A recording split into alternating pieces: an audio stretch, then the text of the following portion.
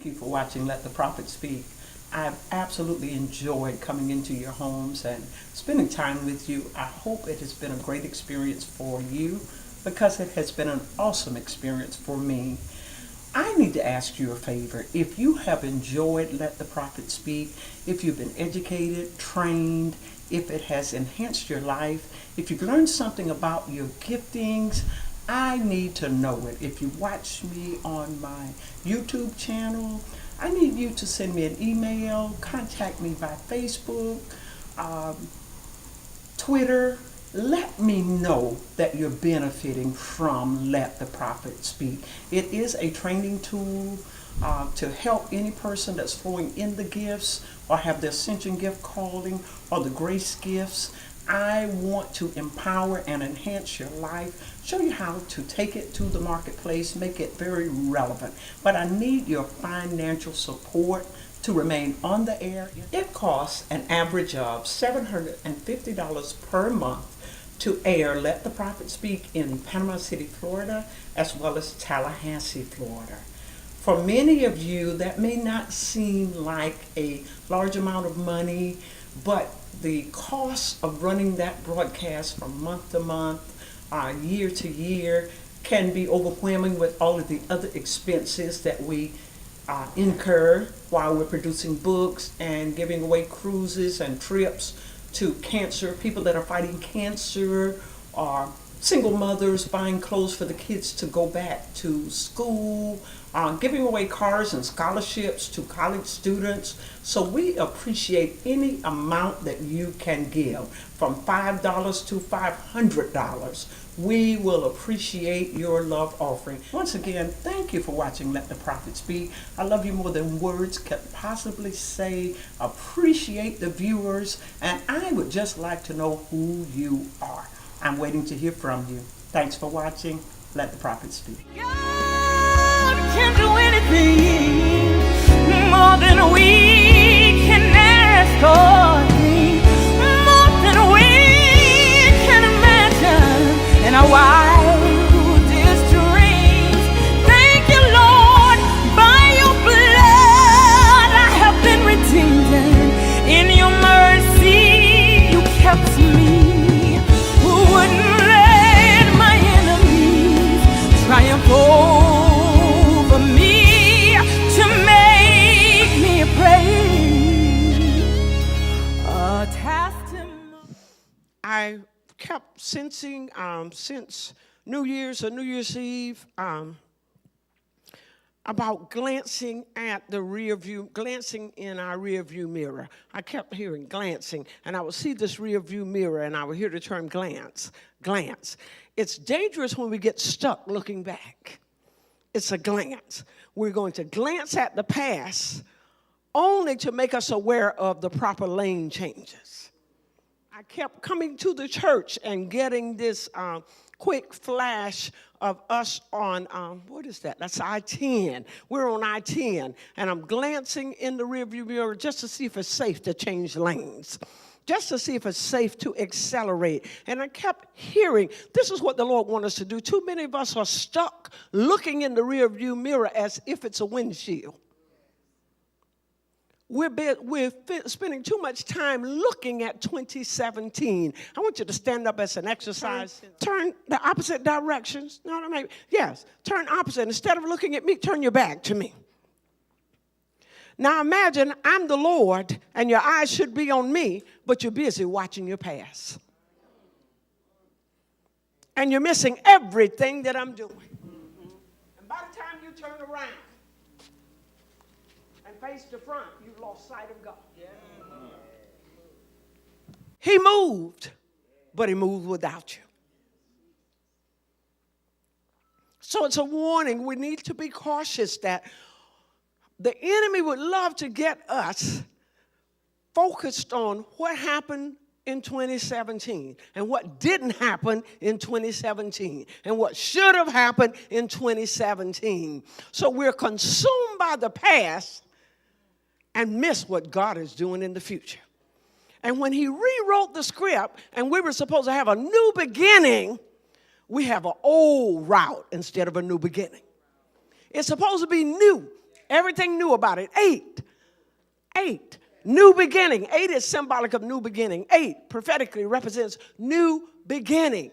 New. 10, divine order. So he's bringing divine order for new beginning. So we can't do it the same way we were doing it before. Since it's new, we've got to get rid of all the old to make room for the new. Old mindsets, old habits, old practices. We've got to get rid of all of those old ways so that we can allow God to do something new. In fact, you need to practice when you leave here tonight. Go a different direction. Just get in the habit of doing something new. Try something new. Get up in the morning, and if you're in the habit of eating oatmeal, switch to grits just to do something new. Get adjusted to the newness. If you're not careful, think about it. Sometimes you may buy some new shoes, and your feet have to get adjusted. But does that mean you should keep the old ones on that are run over and ruining your ankles simply because you don't want to adjust to something new? You have to adjust to a new car. You get accustomed to the way your old one drives, but you need to make the adjustment. So we've got to make the adjustment in God. And the closer we got to the church, the more I kept sensing and feeling that there are people that don't like change. And because they don't like change, they may miss God. Because he said a new beginning. It does not matter if you don't like change. Life is filled with swift transitions, swift changes. That's life. It's filled with change. It's amazing how quick we can get comfortable, and we do not like to be uncomfortable. But I've discovered that the Lord loves to make us uncomfortable because then we have to walk by faith. You're comfortable doing it this way. But he said, a new beginning this year, a new. Glance back at the rearview mirror, but keep your eyes on the windshield. Every time you change lanes, you're glancing back to make sure that you're not colliding with your past. You're not colliding with the past. You're not running into anybody that's trying to pass you, that's not paying attention to the flow of traffic, attention to what God is doing, but you do not want to be hindered because you're so focused on the past, you're causing accidents. If you think about it, and I hope you'll give it serious thoughts for a few minutes, when you entered into the new year 2018 and you woke up New Year's Day, were you thinking about what a great opportunity to have a clean slate and how great this year is going to be, or did you spend most of your time thinking about all that you have been through?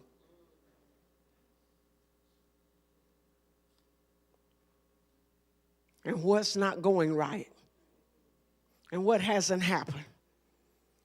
And how I'm going to accomplish this. The thing about new outfits, no one's worn them before. New cars. New shoes. So you get to break them in. You get to break this year in. It's a new year, not just Happy New Year. It's a new beginning. And in order for me to prosper, I cannot carry that poverty mindset. I have to rethink toxic emotions, rethink toxic spiritual behavior. I've got to rethink it all in order to prosper. I cannot carry the mindset that I carried in 2017 that hindered me from prospering. Sometimes the reason you don't have anybody else is you wouldn't let go of who you had. Somebody feel the wind on that? You just can't. I'm notorious about, and I'm so happy we finished with Journey On, so Destiny can help me put all stuff from every closet in my room on Facebook, on the internet, so that I can sell them and make money, so I can make room for new things. I pulled out more outfits in the last month that Pastor Leah and my husband said, oh, that's a nice, where did you get that from? I had it 10 years. I had it 8 years. An outfit, she was rearranging my closet last night, and I said, I don't know how many years I've had it, never wore it. Still have the tag on it. It's not too small. For some of you just trying to throw off and act like you're outgrown it. can still wear it, but I don't have room for new because I bought the old and I can't bear to let go of it. It wasn't the right color. It wasn't the right fit. It didn't look good on me. I was hanging on to it. There are some people that weren't good for you, but you just kept hanging on to them. You just couldn't bear to let go of them because of the investment that you made. Not understanding that you can make money off of what you get rid of. Some people you need to pay to leave your life. It's an investment. Here's a tip.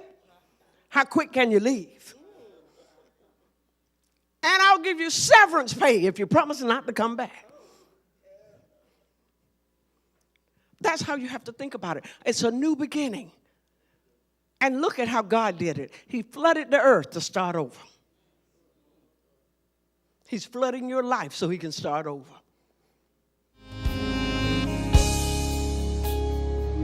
How many of you have ever buried someone that you love? Journey on. How many of you have ever gone through heartbreak? Journey on. How many of you have ever experienced an unwanted divorce? Journey on. How many of you have ever lost a dream? What you dreamed of doing all your life? Journey on. How many of you have ever lost a home through bankruptcy, foreclosure, whatever reason? I say to you, journey on. How many of you have ever lost a job? Either you were laid off or fired. Having to reinvent yourself. Yes. Menopause made me reinvent myself.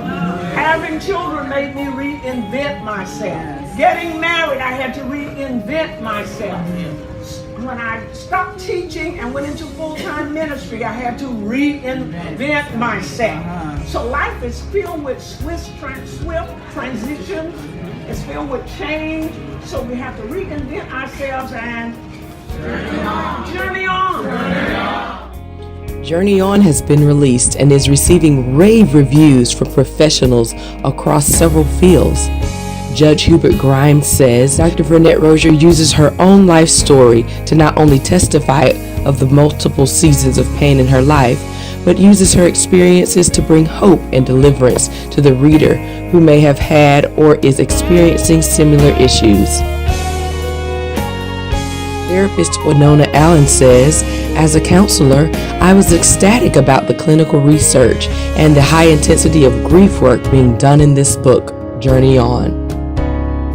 Dr. Dolores Peace says, Dr. Rosier helps us to understand our humanity and the need to address what happens to us as individuals when we grieve.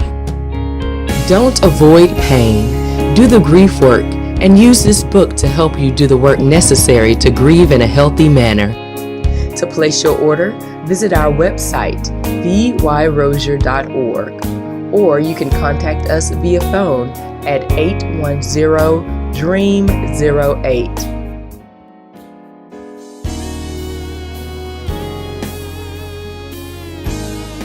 Not just behind, but it's just the beginning of lives that she's going to change. Lord, what you started in her, you're going to complete. Lord, that she's going to help those that are disabled, help those that are handicapped, help them that special Olympics. She's going to help in so many different ways that they'll look and say, well, what is it that you can't do? Because she trusts you more than her own education, more than her own ability. I thank you for it in Jesus' name. Thank you for the change that's coming. Thank you, God, that she won't be changed, that she won't feel the need to be compared to her sister. And Lord, she won't feel the absence of that father. But Lord, she'll be one that will just excel in many, many ways. That by the time she's 18, Lord, she'll wonder which direction should I go in. Because there'll be so many things that she can accomplish, so many things that she will do well. Thank you for this creativity that's down on the inside of her. Lord, even the ability to dance, Lord, the ability to do be multifaceted, the ability to recall forth this ability to sing as well, God.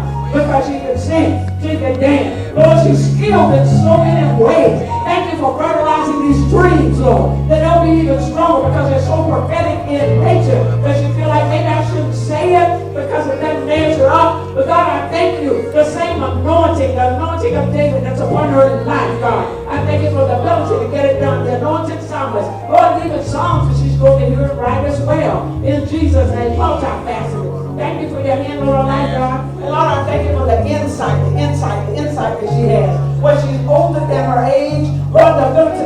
future and her thoughts about the future. You planted them in her mind.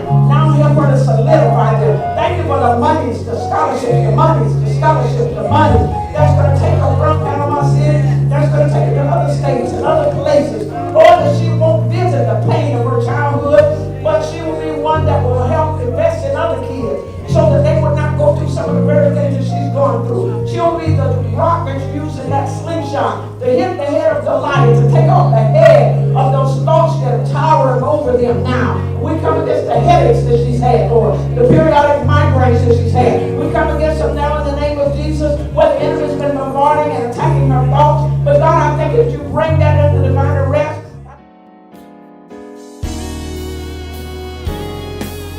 For the new. Stop being stuck on the old. The enemy to the new is the old. It's your arch nemesis. You know, we used to. My grandmother said, if used to was a rooster, it would crow. I don't know. I just wanted to quote her because I just thought about it. Don't ask me the parable, the moral behind it. It's just my grandmother said it. So get rid of how you used to. Look for epiphanies. Look for revelatory knowledge. Look for new information. Wake up with, what route are we taking? Do not put God in a box and say, this is how he normally shows up and this is what he normally does. And I want you to know that I'm not against the pharmaceutical industry or doctors or medicine or anything else, but I had something that made no natural sense, or may not make any natural sense to anyone, but it made spiritual sense and prophetic sense to me. I woke up this morning planning to go to my doctor, Dr. Ted, to get some antibiotics because I said my ears hurt, my throat hurt, my head hurt, I've got a sinus infection. I'm going to go to Dr. Ted. I've been medicating for 7 days, every 4 hours from Theraflu, NyQuil, Dayquil, something else. I had to pray one night, God, don't let me overdose. Please let me wake up. I took so much medicine to get rid of cough and cold that I was afraid I would throw myself into a coma. I'd taken echinacea and all kind of halls and vitamin C and immune C and zinc and dropping it in hot water. I was working everything I could possibly work to try to drive that germ out. And then finally I decided, did you hear the I? I decided on last night, I'm going to the doctor. And I had my daughter to make me an appointment, and I rushed, ran past Pastor Leah, ran in my room. I said, I'm jumping in the shower to get dressed so I can rush to Dr. Ted's office.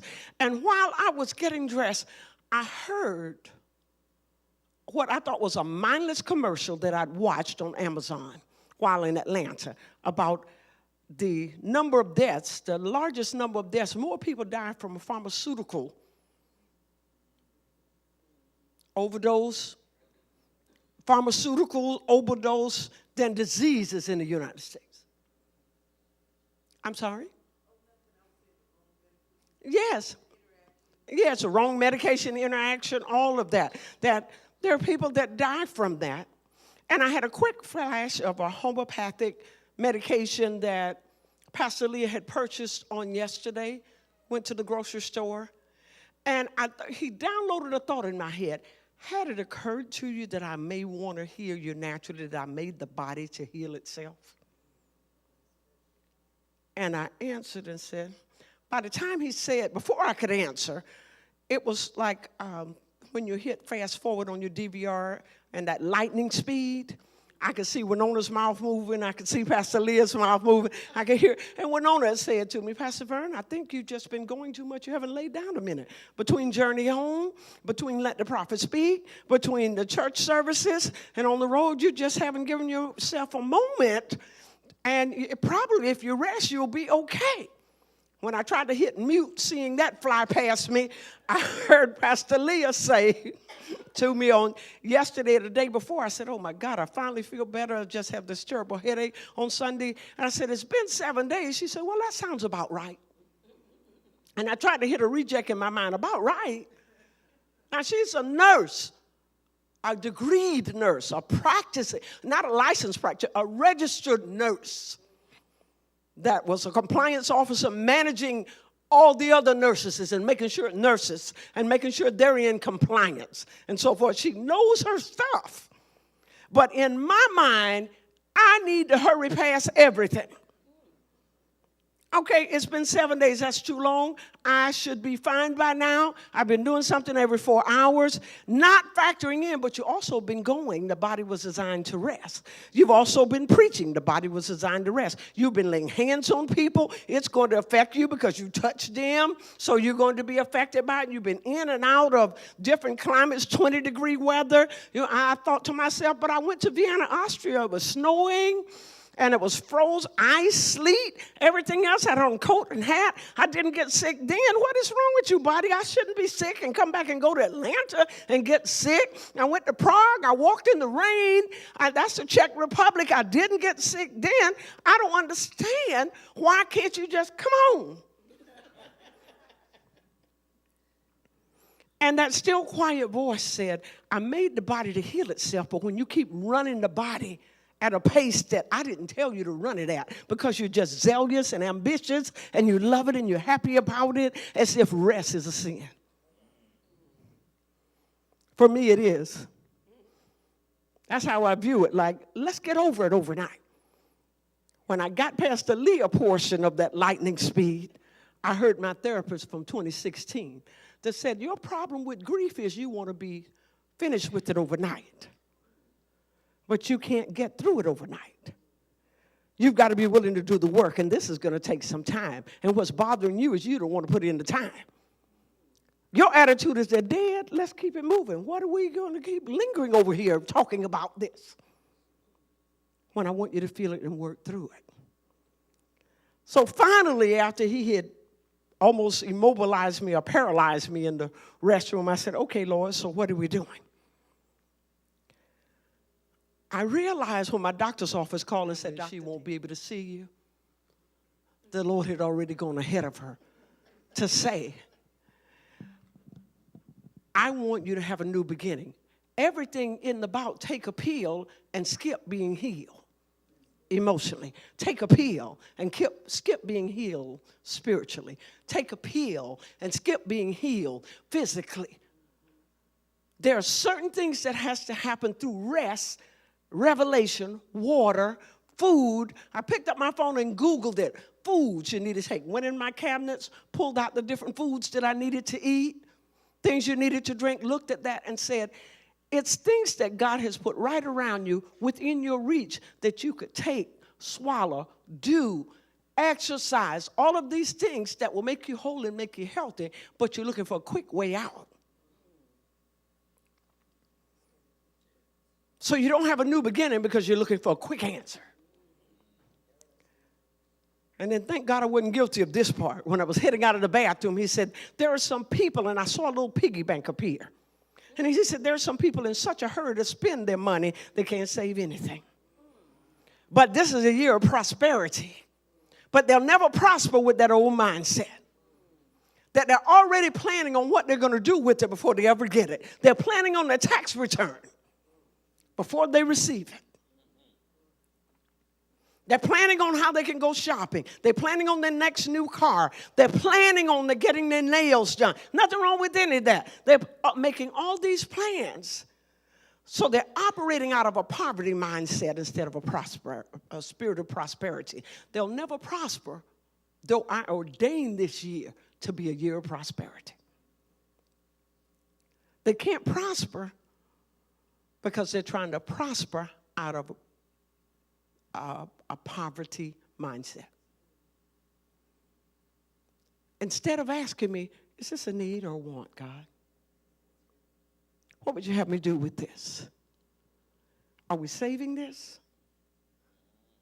Are we spending this? Simple things like when to go to the grocery store, the days that it will be on sale. When to shop. I caught a little quick, it wasn't mindless. We were watching the news, and I was so elated over watching Global Art Society. I plan to get in those senior classes. And bless me watching them on the news. But they talked about the cheapest time to travel. And airline tickets going on sale to buy them in January. So you can use them between January and March. It's the cheapest time. And I thought this is a great time to buy all my air that I can take this for summer, everywhere I wanted to go in the world. But I heard another thought, but what about those people that haven't saved money, so when it goes on sale, they can't buy it? Because they've already spent what they could have had in the year that I wanted them to prosper.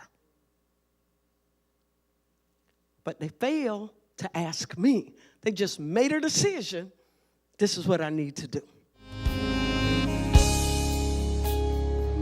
How many of you have ever buried someone that you love? Journey on. How many of you have ever gone through heartbreak? Journey on.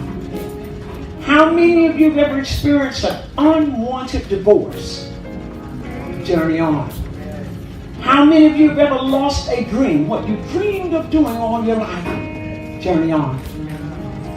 How many of you have ever lost a home through bankruptcy, foreclosure, whatever reason? I say to you, journey on. How many of you have ever lost a job? Either you were laid off or fired. Journey on. Having to reinvent yourself. Yes. Menopause made me reinvent myself. Having children made me reinvent myself. Getting married, I had to reinvent myself. When I stopped teaching and went into full-time ministry, I had to reinvent myself. So life is filled with swift transitions. It's filled with change. So we have to reinvent ourselves and journey on. Journey on. Journey On has been released and is receiving rave reviews from professionals across several fields. Judge Hubert Grimes says Dr. Vernette-Rosier uses her own life story to not only testify of the multiple seasons of pain in her life, but uses her experiences to bring hope and deliverance to the reader who may have had or is experiencing similar issues. Therapist Winona Allen says, as a counselor, I was ecstatic about the clinical research and the high intensity of grief work being done in this book, Journey On.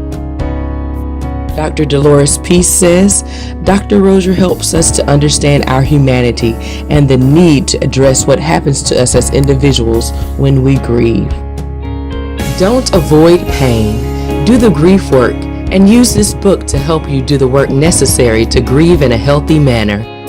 To place your order, visit our website, vyrosierministries.org, or you can contact us via phone at 810-DREAM08.